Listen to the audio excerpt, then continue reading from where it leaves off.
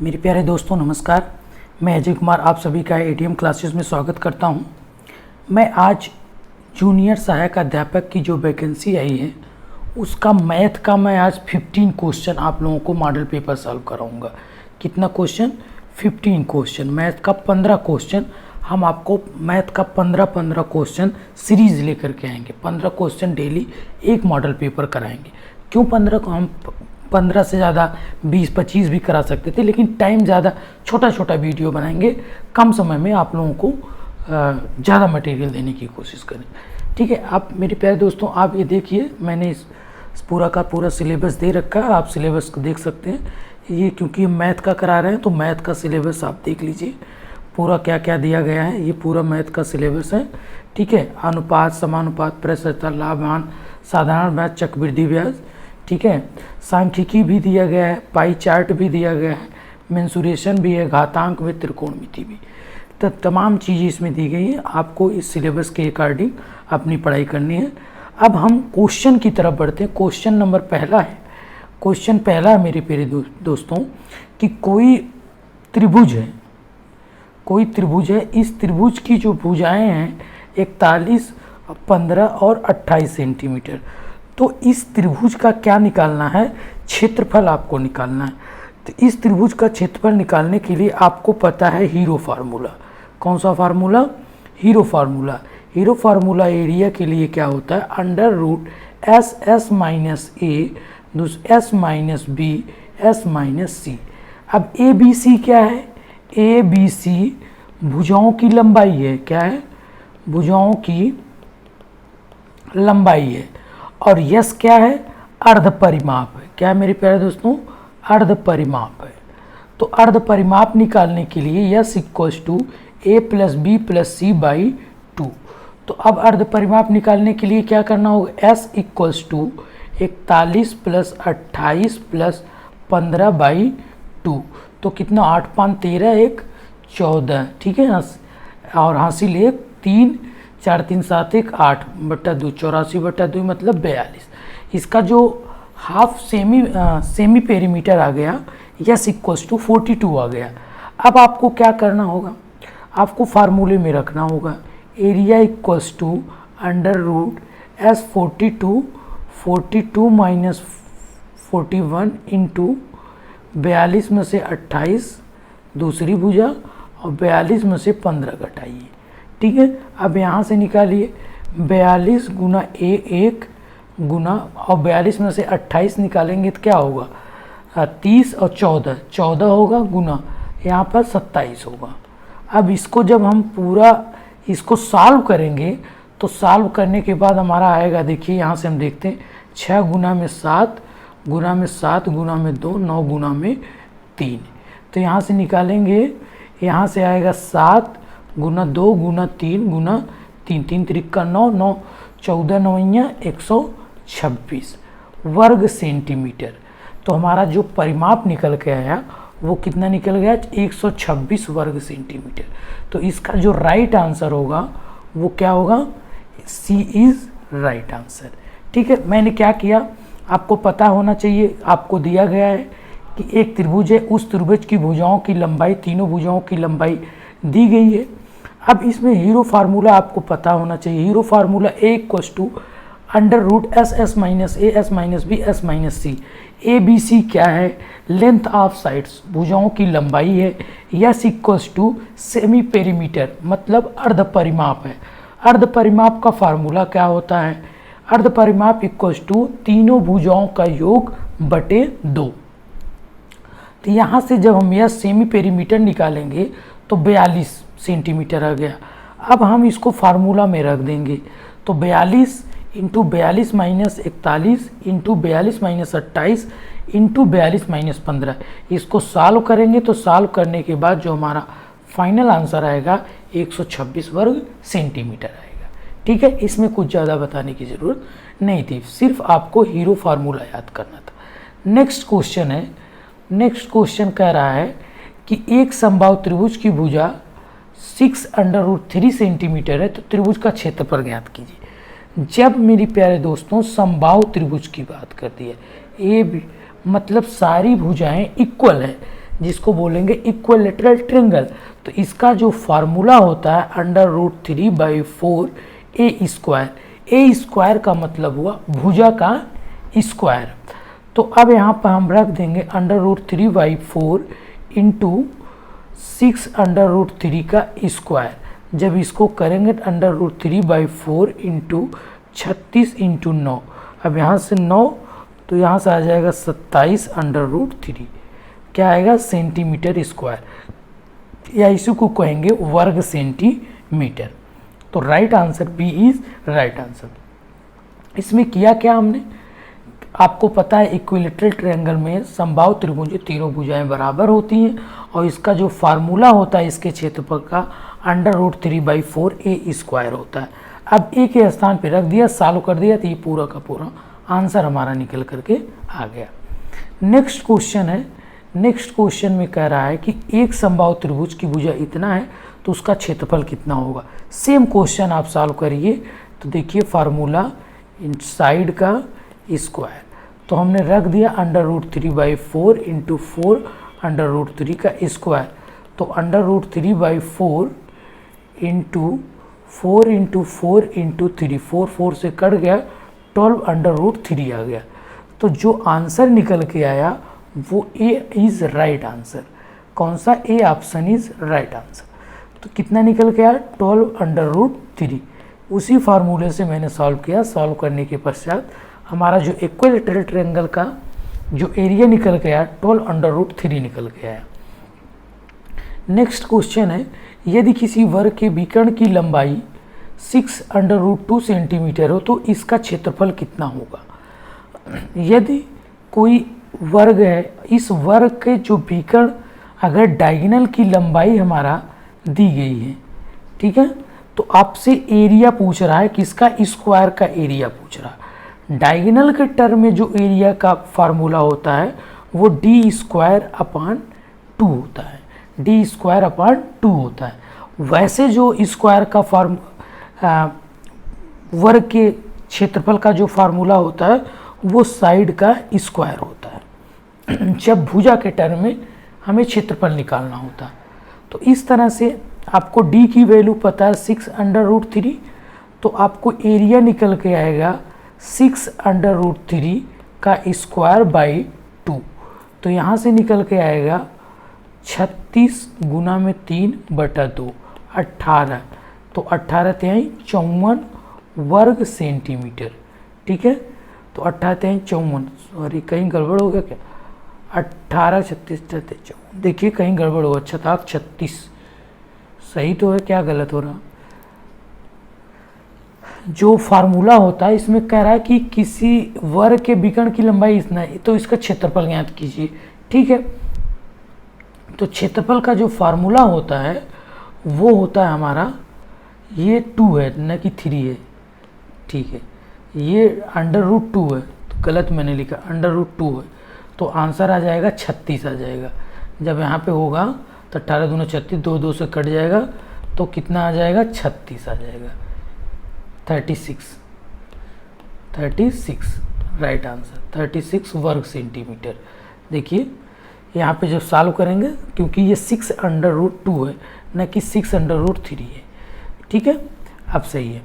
Next question, main formula आपको पता हो ना, फार्मूला क्या था कि d² / 2 डायगोनल के टर्म में वर्ग का क्षेत्रफल, ठीक है, ये चीज़ मेन चीज़ ये थी। कैलकुलेशन तो आप कर लेंगे। नेक्स्ट क्वेश्चन है, कह रहा है कि एक व्यापारी 2 वस्तुओं को 1875 रुपये के प्रति वस्तु के दाम पर बेचता है।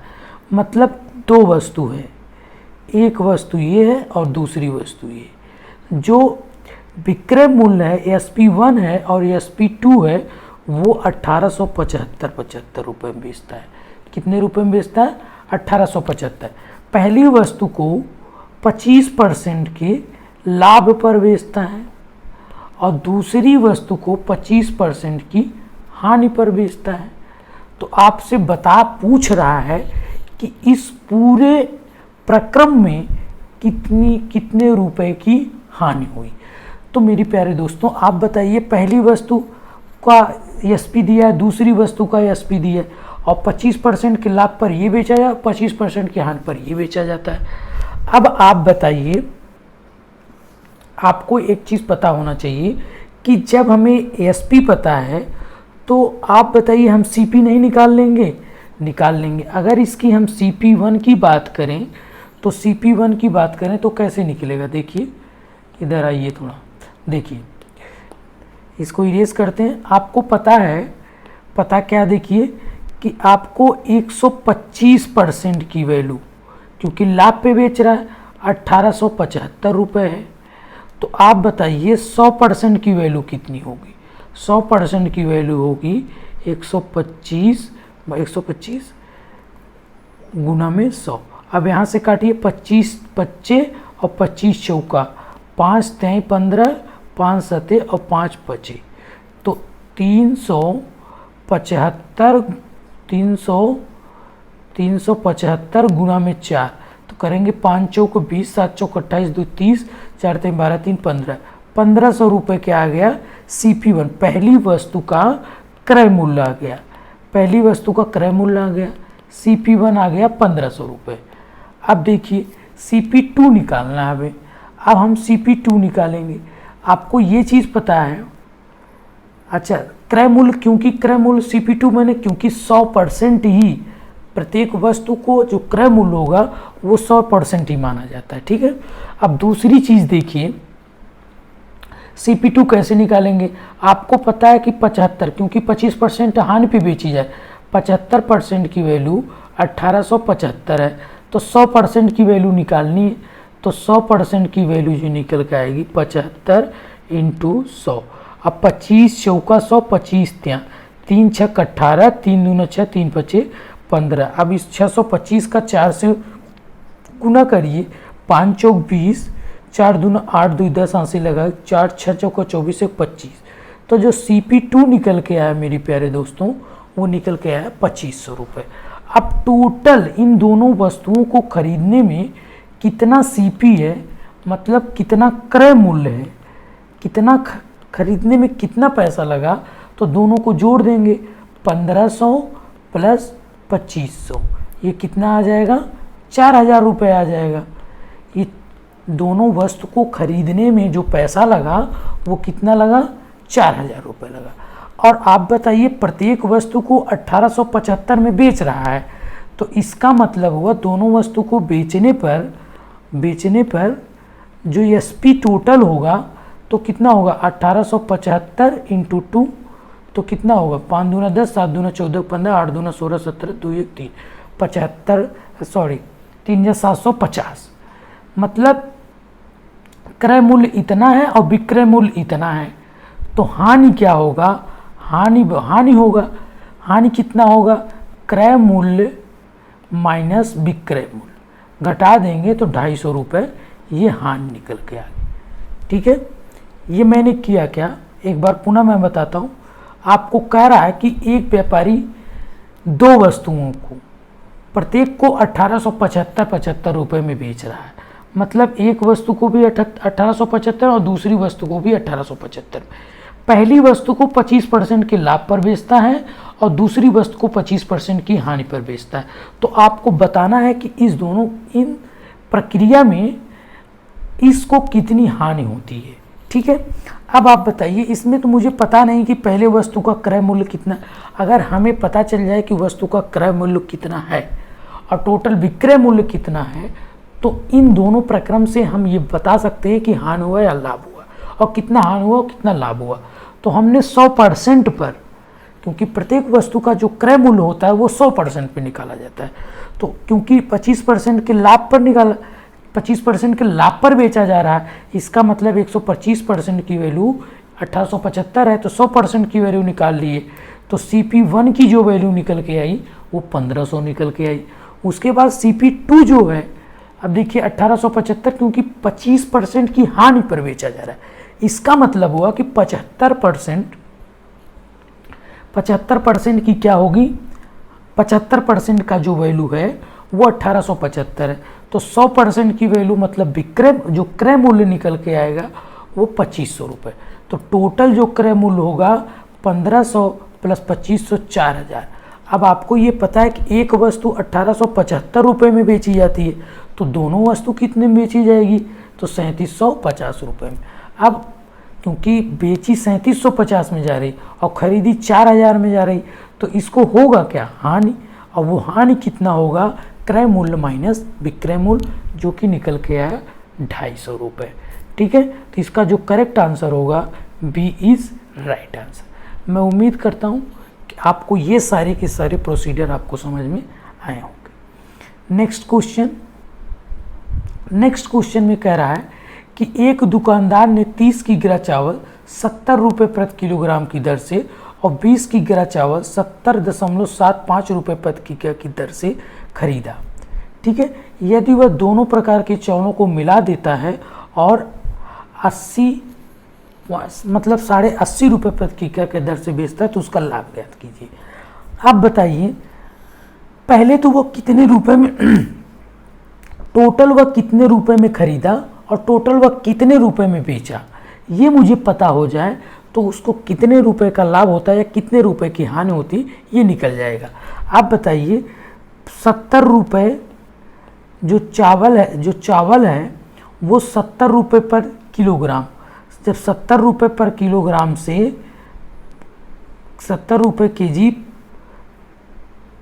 ठीक है, 1 किलो 70 रुपये से मिटाई, पहले इसको इरेज करते हैं, गलत हो गया, देखिए गलत नहीं हुआ, सब सही है, बस लिख रहे हैं। देखिए 70 रुपये के भाव से वो उनसे 30 किलो लिया, ये टोटल कितने में खरीद रहा है, क्रय मूल्य है। अब प्लस 20 किलो वह जो है 70.75 के भाव से लिया। ठीक है, ये टोटल उसका जो है 50 किलो चावल का क्या आएगा, खरीदने में जितना रुपए खर्च होता है वो आएगा। ठीक है, अब यहाँ से बताइए 2100 रुपये आ गया, प्लस अब इसको करिए 0, 5 दूना 10, 7 दूना 14, 15, 1 7 दूना 14, 7 दूना 14, 1415। ठीक है, अब इसको 2 अंक के बाद दशमलव का, फिर से देखिए 7 दूना 5 दूना 10, 7 दूना 14, 5 दूना 10, 7 दूना 14, 1 15। ठीक है, उसके बाद 1 7 दूना 14। ठीक है, ये आ गया हमारा क्या निकल का है, ये हमारा टोटल सीपी निकल का है। अब 1415 ऐड करिए, 5 1 5 3, मतलब 3515 रुपये, ये हमारा टोटल 40 किलो चावल को खरीदने में मूल्य है। अब वह जो है 80.50 प्रति किग्रा चावल से बेच दे रहा है, प्रति किग्रा की दर से बेच दे रहा है।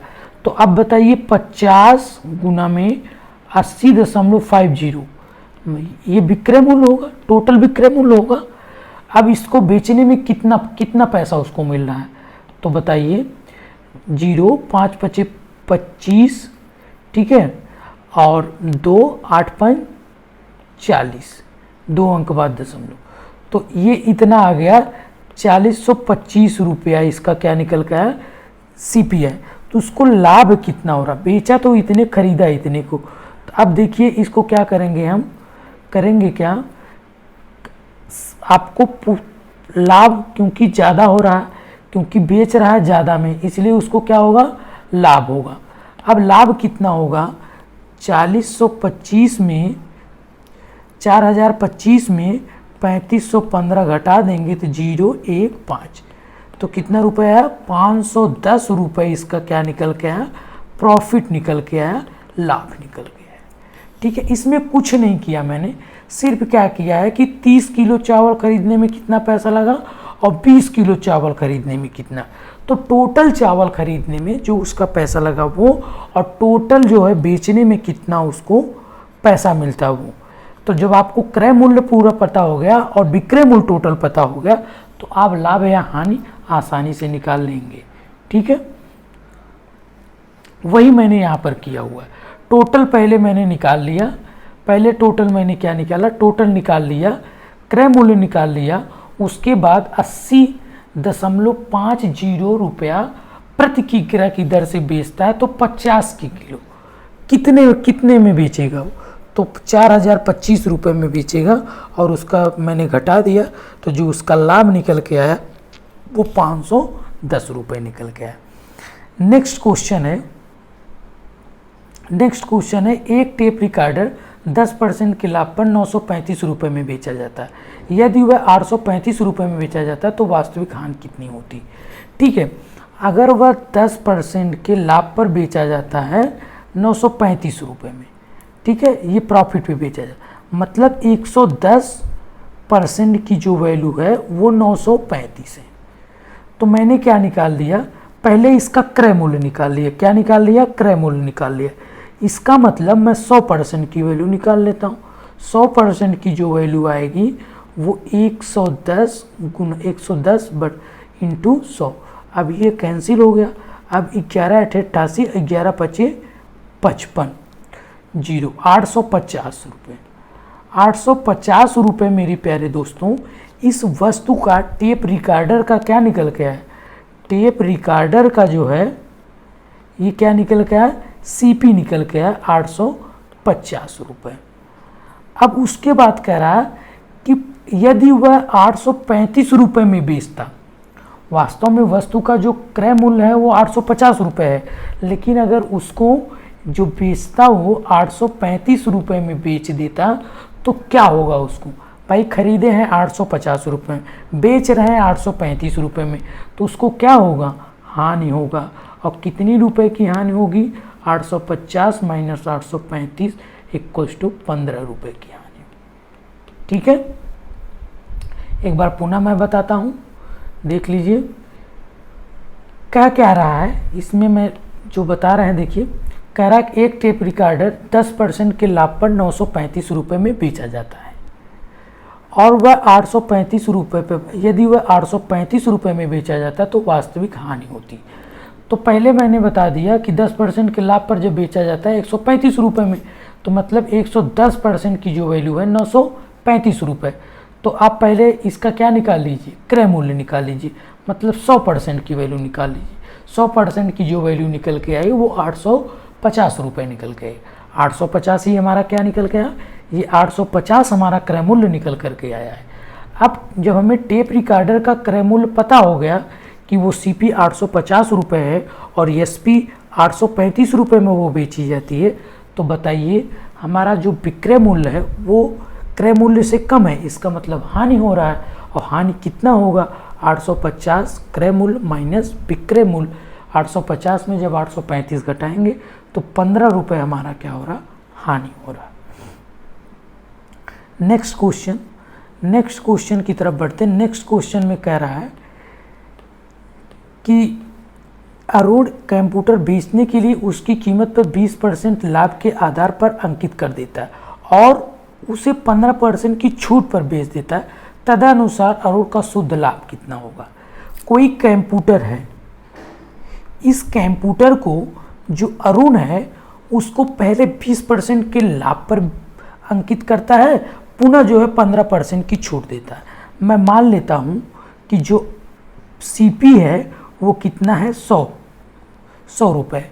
अब जब एमआरपी आप अंकित करेंगे तो कह रहा है कि 20% बढ़ा करके, मतलब 20% के लाभ पर, इसका मतलब वो 120 रुपये हो गया। अब एमआरपी 120 रुपये हो गई। ठीक है, अब 120 को कह रहा है कि 15% की छूट करता है।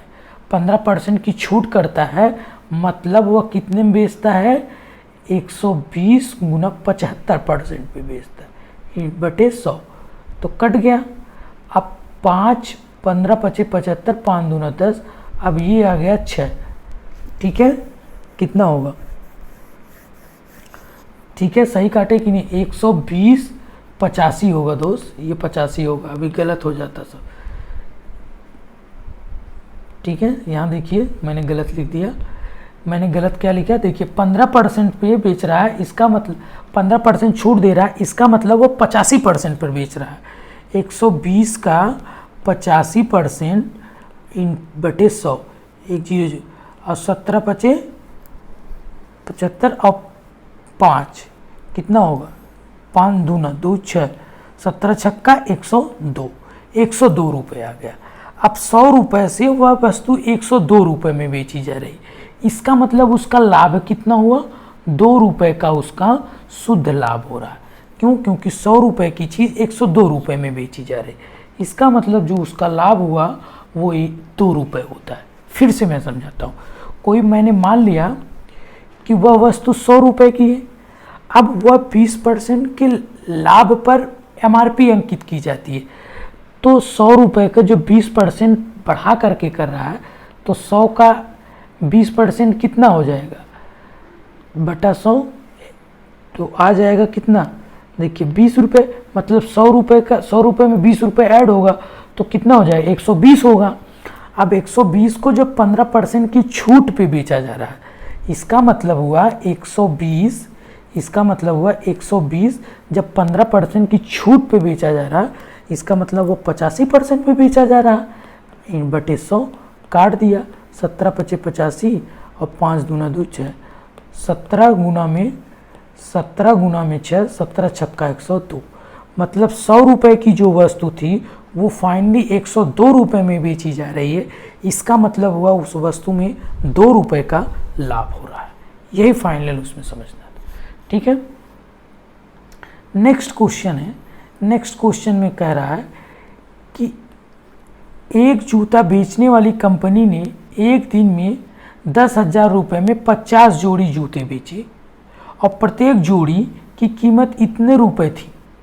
मतलब जो जूता है उस जूते की जो कीमत है, जो CP है, जो क्रय मूल्य है, वो कितना है? 189.50 रुपया। अब मेरे प्यारे दोस्तों, आपको पता नहीं है कि वह कितने रुपए में जोड़ी बेच रहा है। 10,000 में 50 जोड़ी बेच रहा है, तो उसका जो विक्रय मूल्य होगा वो कितना होगा?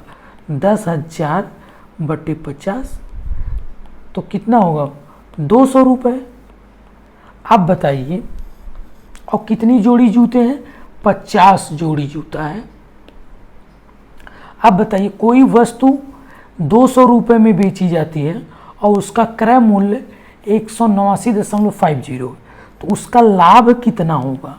लाभ होगा एक जोड़ी जूते पर, एक जोड़ी जूते पर जो लाभ होगा वो 200 माइनस 189.50, मतलब 10.50 रुपये आ गया। अब आगे देखिए क्या करेंगे। 10.50 तो 50 जोड़ी की कीमत कितनी होगी? 10.50 इंटू 50, तो निकल के कितना आएगा? ये निकल के आएगा आपका 525 रुपये। कितना? 525 रुपये। ठीक है, तो फाइनल जो आंसर आपका होगा वो P इज राइट आंसर। देखिए मैंने किया क्या, आप इस चीज़ को समझिए। मैंने किया क्या, फिर से एक बार समझाने की कोशिश करते हैं। इसमें क्या कहा गया? आपको कह रहा है कि 10,000 रुपये में 50 जोड़ी जूते बेचे जाते हैं और प्रत्येक जोड़ी जूते की कीमत 189 रुपये है। कुछ नहीं, मैंने क्या किया है कि जो क्रय मूल्य आपको पता है, विक्रय मूल्य मैंने निकाल लिया। तो एक जोड़ी जूते का जो विक्रय मूल्य है वो 200 रुपये निकल के आ गया। आपको एक जोड़ी जूते का जो लाभ निकल के आ गया वो 10.5 रुपये निकल के आ गया। इस प्रकार से उसने 50 जोड़ी जूते बेच रहा है, तो उसका जो लाभ होगा वो 525 रुपये होगा। बस इतनी सी बात इसमें कही गई। अब नेक्स्ट क्वेश्चन है। नेक्स्ट क्वेश्चन कह रहा है, एक पूर्ण वर्ग में यदि इकाई का अंक 4 होता तो उसके वर्गमूल में इकाई का अंक कितना होगा? अब बताइए, कोई पूर्ण वर्ग है, ठीक है, कोई संख्या है। इस पूर्ण वर्ग का जो इकाई का अंक है वो कितना है? 4 है। तो उसके वर्गमूल की इकाई क्या हो? अगर इसका हम वर्गमूल निकालें तो जो इसका इकाई का अंक होगा 2 होगा या तो 8 होगा, क्योंकि 2 का स्क्वायर भी करेंगे तो भी 4 आएगा और 8 का स्क्वायर करेंगे तब भी 4 आएगा, क्योंकि 8 8 64 और 2 दूना में 4। ठीक है,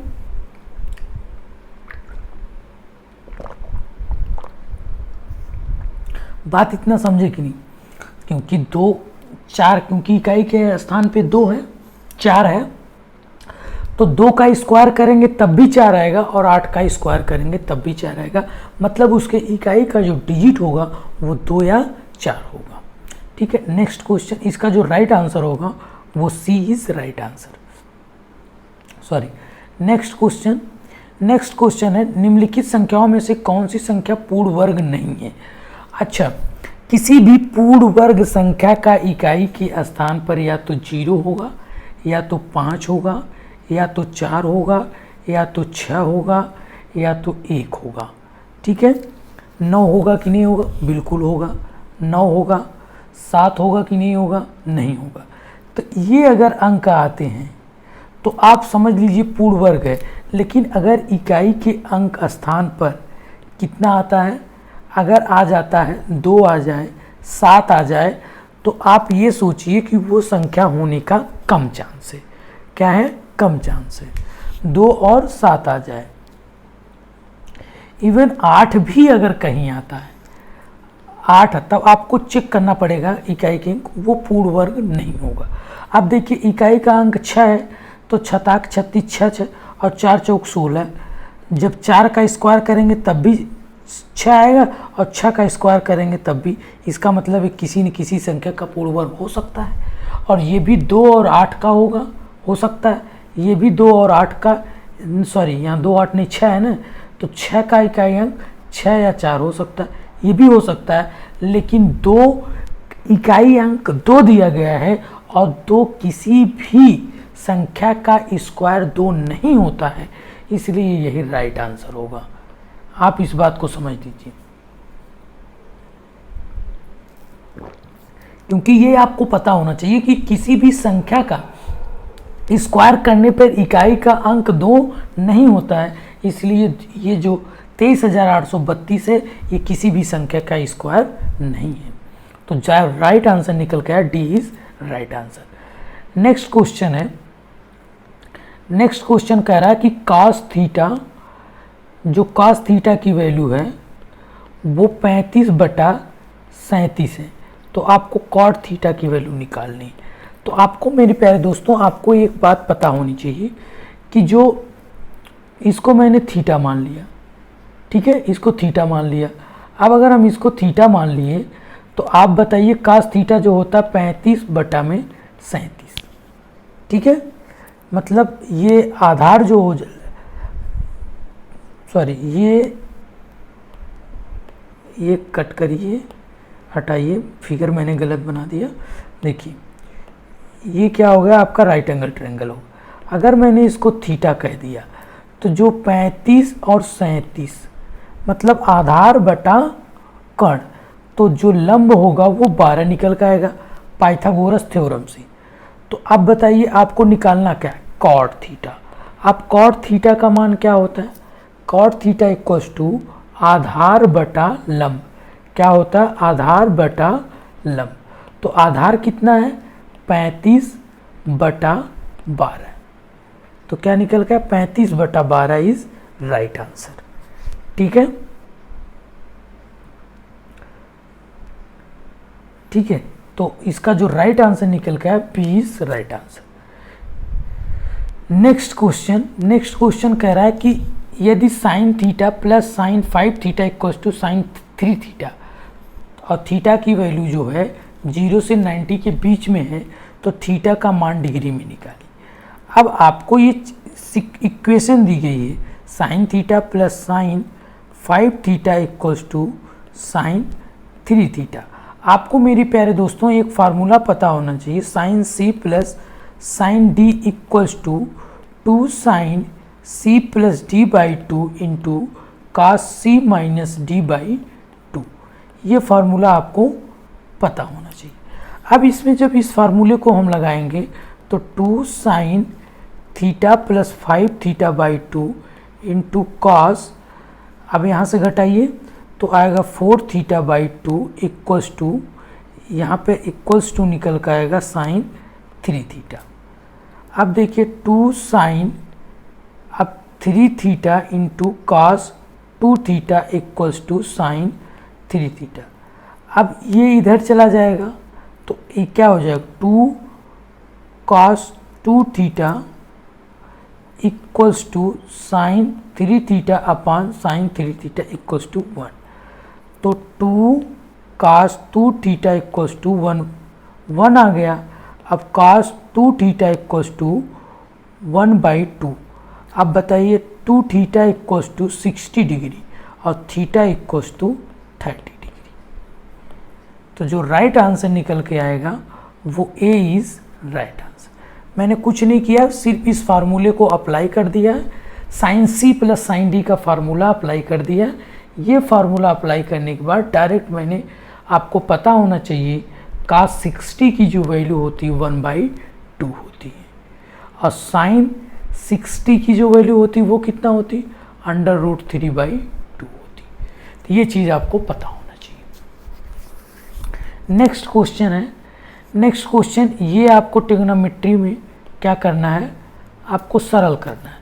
तो आप पहले स्क्वायर को छोड़ दीजिए, cos a upon 1 minus tan a plus sine a upon 1 minus cot a, क्योंकि ये पूरे का स्क्वायर है तो अभी स्क्वायर नहीं, इसको सिर्फ हम सिंप्लीफाई करते हैं। तो सिंप्लीफाई करने के लिए 1 अपान sine a upon cos a plus sine a upon 1 minus cos a upon sine a, इसी को और सिंप्लीफाई करेंगे तो ये हो जाएगा cos a into cos a upon cos a minus sine a, और प्लस इस ऊपर चला जाएगा तो sine square a upon sine a minus cos a, और इसको सिंप्लीफाई करेंगे तो देखिए cos square a upon cos a minus sine a, अगर इसमें से माइनस कॉमन ले लेंगे तो sine square a upon cos a minus sine a। अब इन हर बराबर हो गया तो cos a minus sine a, अब यहाँ पर हो जाएगा cos square a minus sine square a। अब इसको जो काटेंगे तो cos a plus sine a आ जाएगा। अब क्योंकि स्क्वायर है तो इसको स्क्वायर कर दीजिए, तो cos square a plus sine square a plus 2 sine a into cos a, sine square a plus cos square a 1 plus 2 sine a into cos a। अब आपको पता है कि 2 sine a into cos a की value आती है, कितना आता है, साइन 2a, तो 1 प्लस साइन 2a कितना आया, 1 प्लस साइन 2a निकल के आया। तो इसका जो आंसर फाइनल निकल के आया 1 प्लस साइन 2a निकल गया, तो बी इज राइट आंसर। ठीक है, कुछ नहीं किया, मैंने साधारण से सिंप्लीफाई किया है। सिंप्लीफिकेशन अगर यदि आपको आ रहा है तो ये चीज़ें आप आराम से निकाल ले जाएंगे। ठीक है, नेक्स्ट क्वेश्चन है, नेक्स्ट क्वेश्चन है कि ए बी सी कोई समकोण त्रिभुज है। अब इस समकोण त्रिभुज में जो बी है वो 90 डिग्री है। अब मैंने ए बी सी मान, और बी डी जो है ऊंचाई है, मतलब ये लंब है बी डी। ए डी का मान दे दिया है 9 और डी सी का मान दे दिया है 16, तो बी डी का मान निकाल। आपको समकोण त्रिभुज में जब बी डी ऊंचाई दे दिया गया है तो आपको ये चीज़ फार्मूला पता होना चाहिए, B D square equals to A D into D C, मतलब ये इसका स्क्वायर, इस भुजा का स्क्वायर इन दोनों भुजाओं के मल्टीप्लाई के बराबर होता है। तो बी डी का स्क्वायर इक्वल्स टू 9 गुना में 16, तो बी डी क्या होगा, अंडर रूट में 9 into 16, 3 into 4 equals to 12 centimetre. तो जो इसका आंसर आया वो 12 निकल गया, क्योंकि ये जो आता है सिमिलरिटी से निकल के आता है। जब हम समरूपता करेंगे, समरूपता ट्रेंगल इस ट्रेंगल में लगाएंगे तो ये निकल के आता है, रिलेशन निकल के आता है B D square equals to A D dot P C, मतलब ये जो ऊंचाई होगी इन दोनों भुजाओं के मल्टीप्लाई के बराबर होगी, इसका स्क्वायर इन दोनों भुजाओं के मल्टीप्लाई के बराबर होगी। यही चीज़ सिमिलरिटी से निकल करके हमारी आती है। मैंने आज मेरे प्यारे दोस्तों आपको 15 क्वेश्चन कराएं और मेरी कोशिश रहेगी कि डेली मैं 15 क्वेश्चन आप लोगों को कराऊँ। ठीक है, यदि मेरा वीडियो आप लोगों को अच्छा लग रहा है तो प्लीज़ ज़्यादा से ज़्यादा लाइक, शेयर एंड सब्सक्राइब करें। बहुत बहुत धन्यवाद।